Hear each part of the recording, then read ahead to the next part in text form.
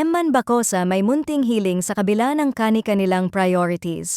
Umaasa pa ring mangyari ang matagal ng inaabangang tambalan nila ni Jillian Ward. Usap-usapan na naman ang pahayag ni Emman Bacosa matapos nitong aminin na pareho sila ngayon ni Jillian Ward na abala sa kani-kanilang projects at career goals.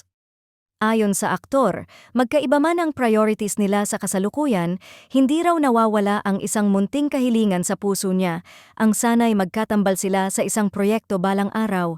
Sa isang recent interview, diretsahang sinabi ni Emman, "May magkaibang priorities po kami at nakafocus kami pareho sa mga projects na dumarating, pero sana diningin ni Lord ang hiling ko at hiling ng fans na magtambal kami ni Jillian." Ang linyang iyon ang agad kumalat at nagpa-viral.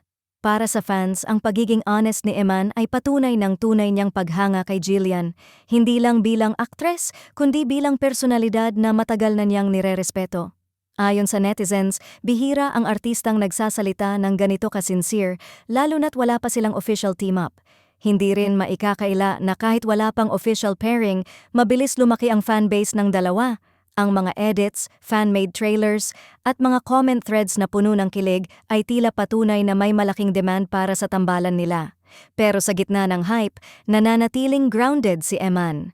Inuuna ang trabaho, tinatanggap ang mga dumarating na proyekto, at patuloy na nagpapakita ng respeto sa schedule at commitments ni Jillian.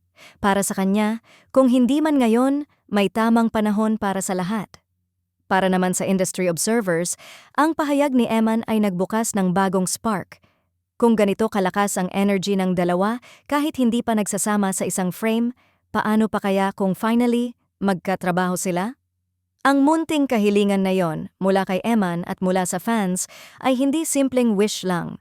Unti-unti itong nagiging malaking demand, malaking usapan at malaking posibilidad.